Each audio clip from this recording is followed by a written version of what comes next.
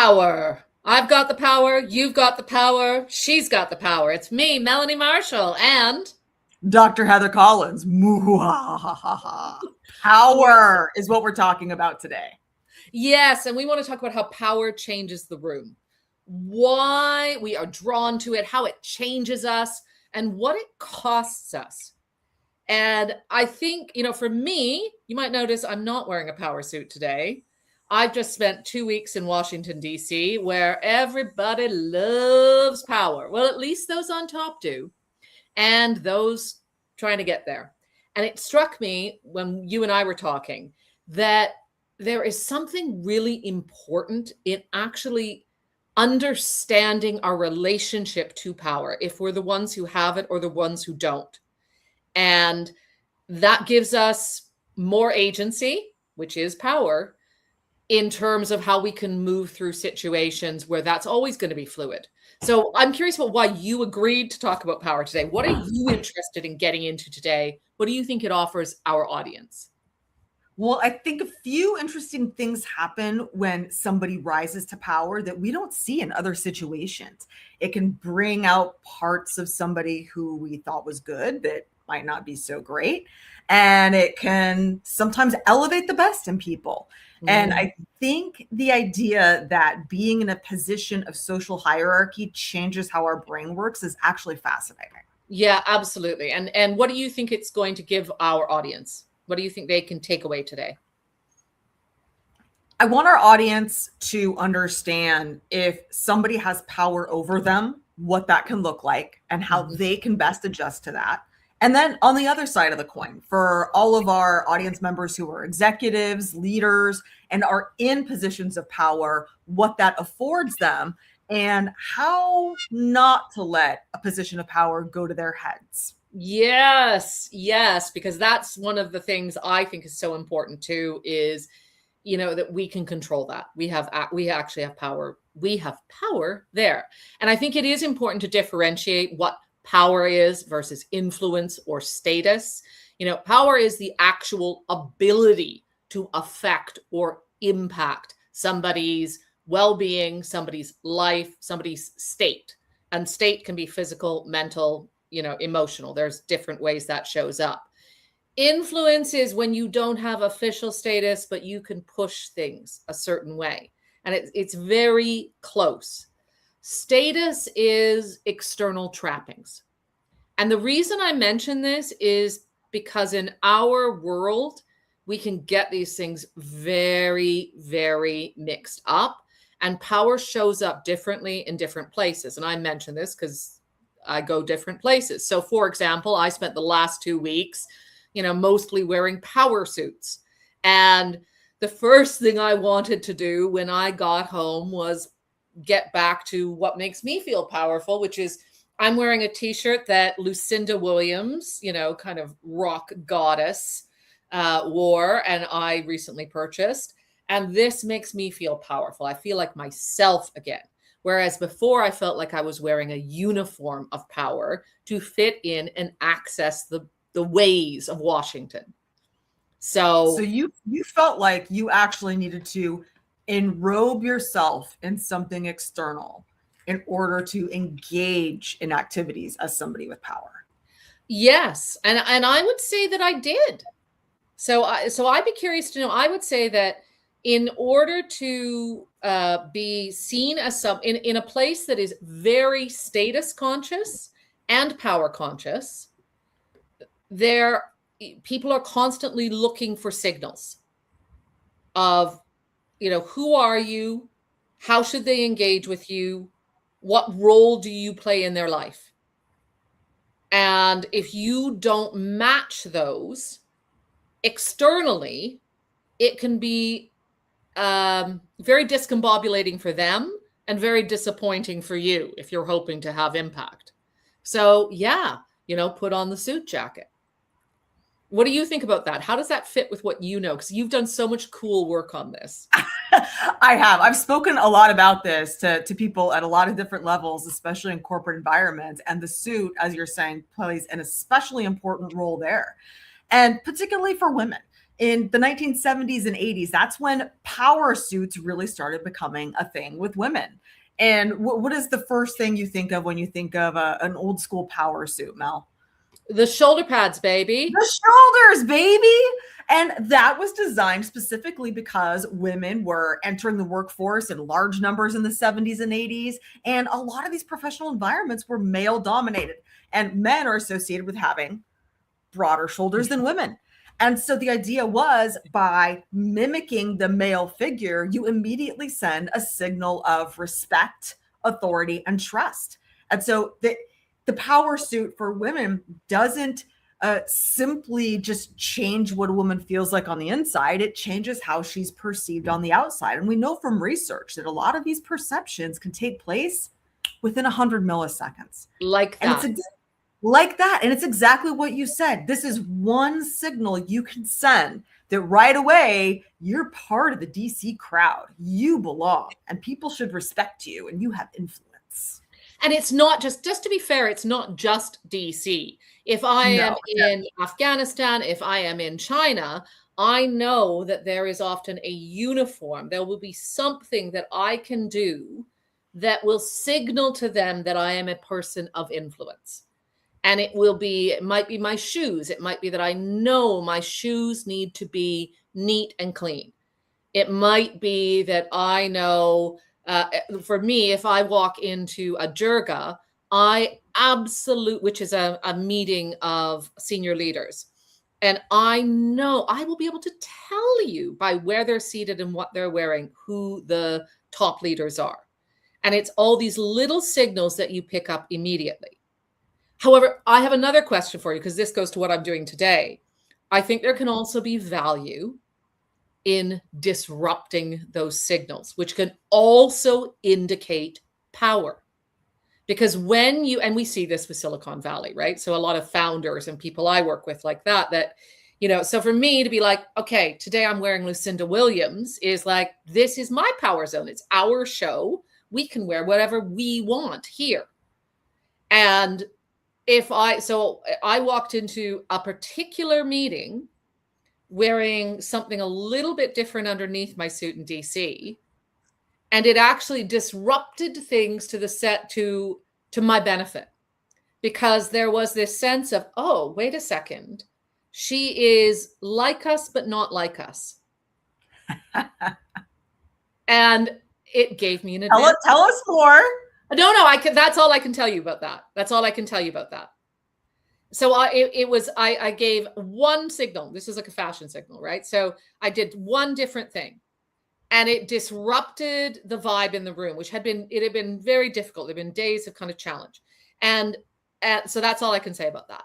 So what are the benefits of sometimes challenging those signals, established signals of power?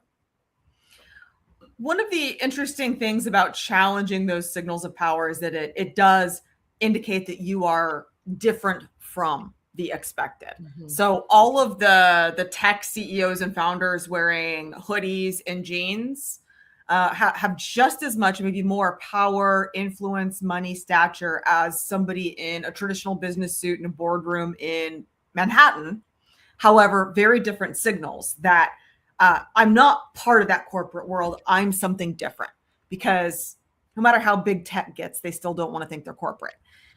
And even if it's a massive publicly traded company, right? Like, right. Yeah. But it's risky, because those automatic signals that they're processed very, very quickly in our brains within 100 milliseconds, all of a sudden, when you show up and you're a little bit different, that slows down your brain's perceptual processing of somebody and what kind of power or status they have. And so they have to think a little bit more. So the upside is you're taking a little bit more time for them to think, which could be both good or bad. You're not automatically getting that assessment, but maybe you're spending a little more time in their brain, and they're thinking a little more about, well, who is this Melanie Marshall? And wow, she looks really interesting. And that's different than what I expected. So you can use it to disarm people. You can use it to slow down their processing. You can use it to induce curiosity and make them ask questions. It's just that those traditional signals of authority and trust and perception might not come quite as fast, but slowing people down sometimes is its own benefit. Exactly. Thank you so much for basically telling me I was right. Oh, I mean, I'm so sorry. That's what I'm here for. I'm so sorry. I mean, serving all of you. But the point being, like, so for me, I always think, because I feel like I have to move through so many places, like, of power, right? And now I love the powerless. That is where I feel like I think you and probably everyone else knows this, but I navigate a lot of places of power. And it's always trying to find the showing that you fit, but also occasionally being like, hang on. And there's benefits to both. One of the things, there's a couple of things I want to get into about how power changes us, but also why we bend to power, even if we don't want to, even if we say we're not going to. So do you want to let's spin the wheel. Do you want to do craven bending to power? No, sorry, that was editorializing. She's in producer mode. Or do you want to do how power changes us first? It's up to you, Dr. Heather.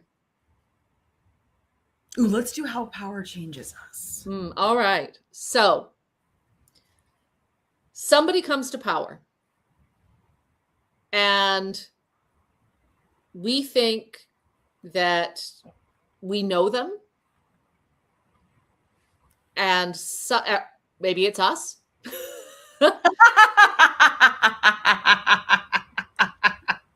And suddenly they are acting in different ways. What is happening when somebody gains power? Where does that happen in the brain? Well, happens in a lot of places. The interesting thing is that power basically changes our attentional landscape. It changes what our brain is able to pay attention to and what it selects to pay attention to and chooses to pay attention to. So a lot of research shows that it boils down to, when you're powerful, you notice more opportunities and how you can have an influence and how you can act. When you're powerless, you notice consequences more. And we'll probably get into that a little bit later. Mm-hmm. So when you have a higher power status, you have an increased attention to rewards. You are more likely to take action, and you have what's called an approach behavior rather than an inhibition behavior. Specifically, that just means that you're going to pounce, you're going to act on things, you're going to take action, you're going to do all the things you want to do. And with respect to what's going on in your brain there, it's really a social hierarchy network in our brain. And if you think about it, social hierarchy is really, really important. When we, again, I say this a lot, but it's true. Your brain's job is to help you survive. Yeah. Right. And back in the old cave days, social hierarchy was especially important because somebody who's a leader of a group might help hunt, might help provide for you and all of that. Somebody who's of lower status might not have been as valuable, let's say. They're smashing a rock. They're just smashing a rock somewhere. They might be smashing two rocks together. Maybe two. They're above the lowest rocks. Yeah. And so we essentially, it's always been very important to us to be attuned to power and what that means for us in our survival. So we have a melange of brain regions associated in this network. We have our amygdala, which is responsible for processing emotions and things. How do we feel about this? Does this make us feel good? Does this make us feel bad? We have our medial prefrontal cortex, which is involved in deep thinking about things and analyzing. Is it wise for me to follow this person? Is it wise for me to not follow this person? We have, and then one of your favorite areas, anterior insula, We have temporal parietal junction, striatum, interparietal regions, hippocampus with memory. So all of these regions play together. And when we have power, all of those regions get amplified to help us engage in that approach behavior, to help us go out and do things and make decisions and take action. That was a lot of brain parts. I felt like you really didn't even.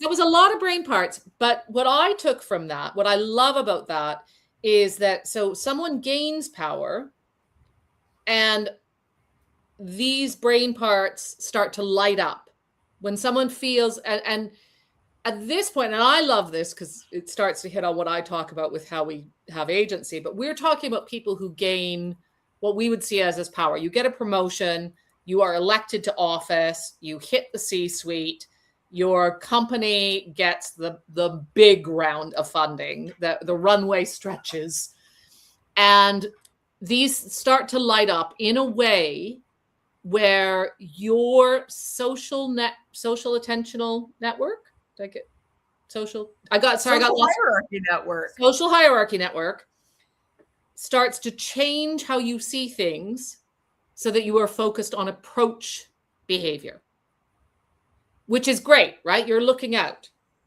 Now, what happens when you go mad with power? Well, let's just say that I'm asked this question, does power always corrupt? And the answer is no, not always. So it can go two ways, right? And you can think of it that power doesn't really change people's personalities. What it does is amplify what's already there and removes a lot of restrictions. Because when you have power, you have a lot more freedom to do things. And so that can mean a couple of things. Now, if you perceive power as something that has been entrusted to you by others, and it's a responsibility of you to care for others, then research shows that can actually be associated with increased empathy and increased perspective taking. But if you turn the dial the other way and you view power as something that you own and that is yours for the taking, then it's exactly the opposite. Research shows that you have decreased empathy for others and decreased perspective taking. So this would fit. So I just want to go back to the part that you said there, because that about I get asked that all the time of, does power make people good or bad? Because you've seen some things. I've seen some things, We as you all know, Heather and I get asked these similar questions from different perspectives, which is what very different perspectives. Very different perspectives. But I think it always makes it so interesting, right? Because when you ask that question, I would agree with you. Power does not corrupt inherently, but absolute power corrupts absolutely.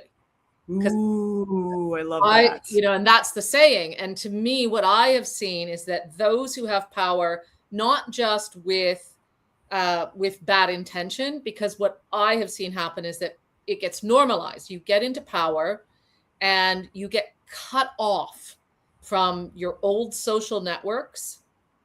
You get cut off from, if you get cut off from your old social networks, if you get cut off from your old purpose, your old sense of mission, if you are surrounded only by people who also view power, as you described it, as the ability to do things for self or to receive, right, as something you have done, then that is when you start to have absolute power, which tends to corrupt absolutely.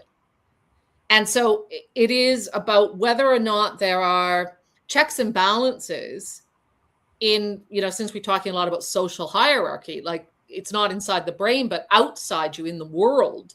If you have social hierarchies outside you in the world, which mitigate that power, where you have someone who is, a trusted advisor. If you're a CEO who starts to go down a dark path, you have a really trusted advisor who can pull you aside and say, look, the streets are talking.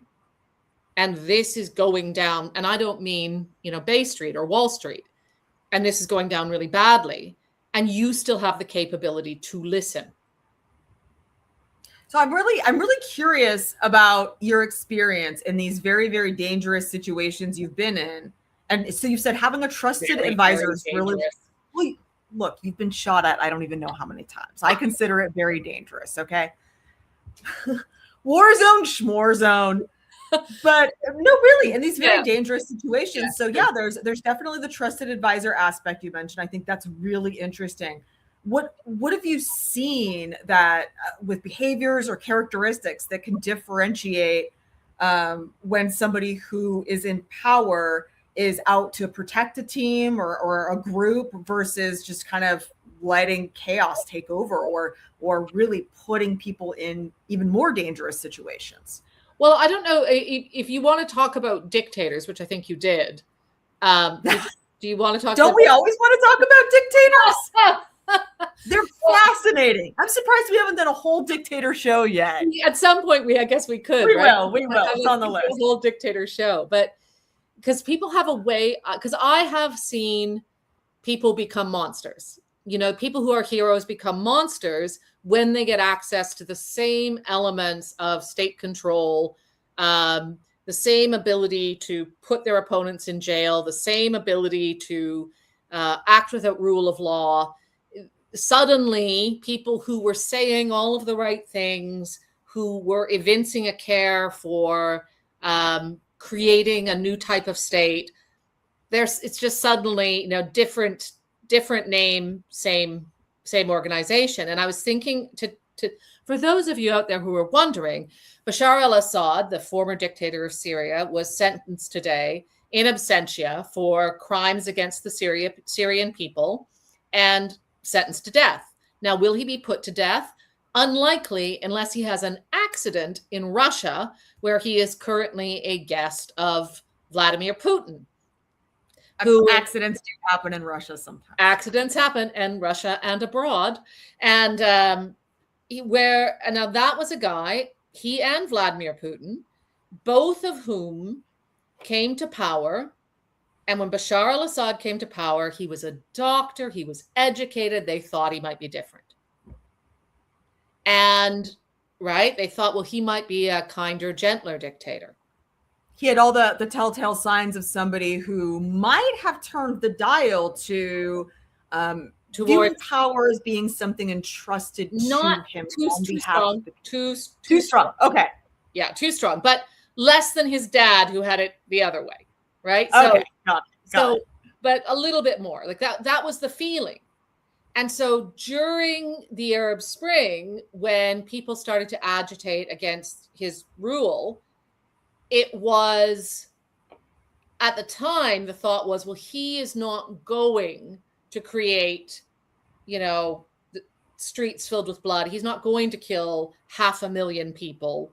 He's not going to bring Russia into this because he's not that kind of guy. And he proved to be more ruthless. He proved to be more willing. And so it's one of those questions. Now, he is not someone on his own, right? If you go down the ladder, there are families and individuals and people who were all backing that play, who all bent to power. And, Vladimir Putin, different case, another dictator, also been to Russia, worked in Russia. That was someone who came to power when things were very chaotic. Now, did people maybe misjudge him? Probably, because if you look at his history, I don't know that he was ever turned towards empathy, but people thought he would bring order. They didn't have your dial comparison. They just thought he'd bring order. And it's not turned out that way. But so when I look at those individuals, I think how we can misjudge these things, but also how there are vast networks of people that support them. Vast networks. They didn't do it alone. They didn't do it alone. They never do. And that's the interesting part, right? Even with the brain network, we're talking about its social hierarchy. And even with the dictator, I think we tend to think that a dictator is somebody who acts alone, and we forget that social hierarchy describes a dictator also. I love that. And that to me is so key. And when I'm thinking about how we respond, it has tended to be that these individuals, but like and I don't know that I'll ever understand this, is that there is somewhere here that some of these people start making bad choices, make worse choices, make more violent choices,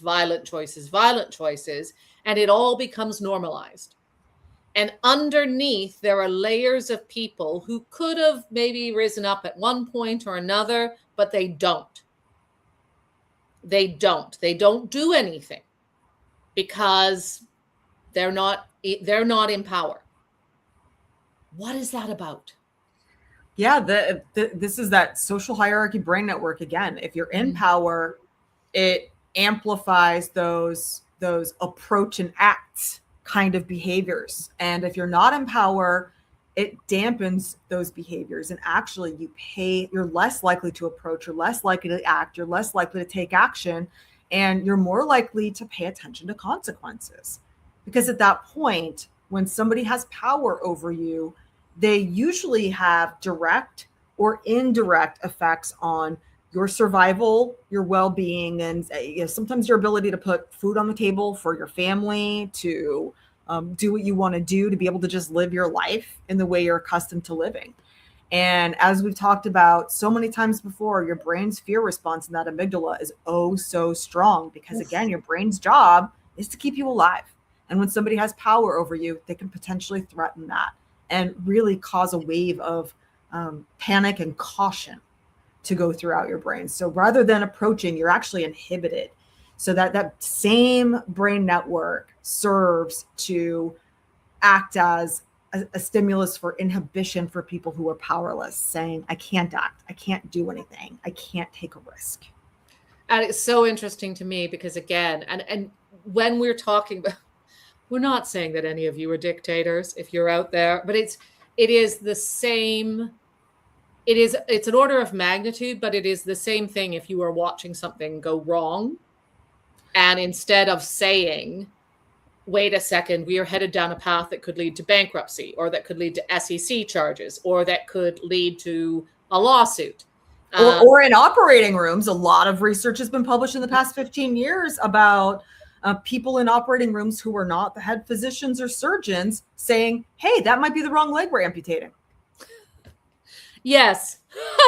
But yeah, I'm just talking about for hopefully none of you are operating right now while listening to us. But I'm just, I guess, making the comparison that it doesn't have to be what we're talking about with that level of magnitude, Dictators. Right? It can actually just be that if you are in that situation, if you are in a more normal leadership or corporate situation, that it's the same thing, right? You have to find a way to spark your own sense of agency and power. And if you're a leader, I'm not saying you're a dictator, but you have to recognize when you do have power.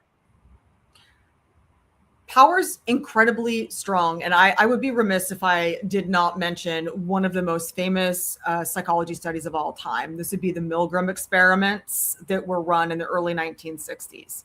And Stanley Milgram wanted to know, how obedient would somebody be in the case where somebody has power over them? And so research subjects were brought in, and these were just adults, normal adults, who were just, paid some money to come in and be a part of this research study. Mm-hmm. And they were told, these research participants were told, okay, we're going to sit you here, and in another room, you can't see it, but in another room, there's a person hooked up to a device that administers electrical shocks. So, and here's this dial, right? And the dial goes from just a little tickle of a shock all the way up to maximum, which is really dangerous. Yeah. Potentially be fatal, very dangerous, cause a lot of pain at the very least. And so at some point in time, we're just going to tell you to, change the dial on the shock meter there. And so they would sit down, this research subject would sit down, and the person in power would say, okay, I want you to turn that up to a 2 from a 1. And then they would turn it up to a 2 and zap the person in the other room. And they might hear a, ow. And then maybe turn it up to a 4, ow. And they would just keep going with that dial. In fact, they were told, turn it all the way up. And they would hear screams on the other side of the wall. Don't do it. I can't take it anymore. I can't take it in here. This is awful. And 65% of research participants turned the dial all the way up to inflict the maximum amount of pain on somebody they didn't know, but they could hear in a different room. Yeah. And these are not people that are inherently evil, that are inherently bad or anything like that. These are people who were succumbing to power. So if you are in a position of power, please understand that the effect you can have on others is vast and deep and can be very impactful. I'm so glad. Yeah, if you hadn't got a chance to bring up the Milgram experiment, Right? I feel like we would have done a great disservice to you and to everyone else. But because it is. Needless to say, by the way, we can't really run these kinds of research studies anymore, but Which it's of classic. course, It's every textbook. Of course, Dr. Heather would never want to do. But because I think that not that I wanted to tell people to run shocks on people, but I think there was a point at which I did not recognize how much power I had. And because I was aware, and maybe this would be my social hierarchical network, I was aware of the power I didn't have because that was what I could see, right? I could feel the impact of those above me, of those who had power over me. And it was leading me, even though I had a lot of, I'm very forward, I'm solving problems, I'm moving out into dangerous places. As you say, I'm taking care of the team. However, I wasn't aware of how much power I had. And if you aren't aware of it, you don't always take the best care of people because you're thinking about yourself. Essentially, right? You're thinking about yourself. And as a leader, yeah, exactly. You don't want to be encouraging people to turn the dial all the way up. It is not going to get the best results for your team or for the room. And it is it can be very easy to lose sight of the question of how much how much you are impacting others, especially if you are answering to a board, especially if you are not all the way up the food chain. And fun fact, nobody is ever all the way up the food chain. Nobody. Right. So it is a good question to ask yourself. How much power, how much impact, how much influence do I have? Am I exercising that in a way that is going to, create the culture and results that I want? So that, in my view. Yeah. And this is such an important note that you don't have to be, quote unquote, all the way at the top to be a person of power. No. All you have to do is be responsible to others. And that often puts you in a position of power. So I'm really curious, in these places you've been and kind of, boots on the ground in chaotic situations, what kind of characteristics do you think earns a leader power status? Is it someone who's calm, or is it somebody who is bold, or what have you seen? I think it depends. I think it is context dependent to some degree. Because sometimes power is conferred, right? Sometimes power is conferred. Because again, if we're defining power rather than influence, if we're defining power as something which is the ability to impact others, I mean, again, going back to DC or Beijing or wherever, or London, then it can be, people can have a lot of power without being calm, without being competent, without being, I'm sorry, but it's true, right? And there can be someone else in the room who is calm, who is steady, and who doesn't have the admiral title, that everyone goes to. And I've seen that. I've seen that tons of times. But if you're talking about, and I would say that, you can be in a very fluid situation. Often when you are in a very kinetic situation. So I feel like I talk about the fall of Tripoli all the time, but I mean, it is a notable global event. Being in when I was at the fall of Tripoli, being in a situation where you attract power, because people need someone who can give them a sense of safety and direction. And people will be attracted to someone who makes them feel safe. Ooh, I love that. That's what I've said. Whatever that means, people will be attracted to someone who makes them feel safe. And I remember being there, and the person who was supposed to be that person didn't. And more on that in my book. And instead, they coalesced around, okay, who is going to make them feel safe? Who is going to make them feel cared for? Who is going to make them feel like it's under control? And if you don't provide someone to do that, that's when chaos breaks out. If there is no leader, and this is why strong men rise, or strong women, but usually strong men. This is why strong men rise, because if there is nobody, chaos breaks out. Because people do want some sort of leadership or power. But I would say, I think the thing I find more interesting is the disservice that leaders do when they cut themselves off. They rise, right? Okay, people need a leader. You are pushed forward. Okay, right? You have bubbled to the surface. Yeah, you have bubbled to the surface in the absence of anything else, right? You have follow Tripoli. It's you. And maybe you're dialed towards service. However, there is a social thing again, and this people listening and watching might recognize, where then you start to spend all your time with other people who have power. And I don't think that there is a bigger mistake you can make than that. I think the greatest mistake the powerful make, more than occasionally being a jerk, more than not recognizing their own power, is cutting themselves off from the powerless. Ooh. Because when you do that, you are losing access to a vast network of information and perspective that truly shapes the picture of how things are moving forward.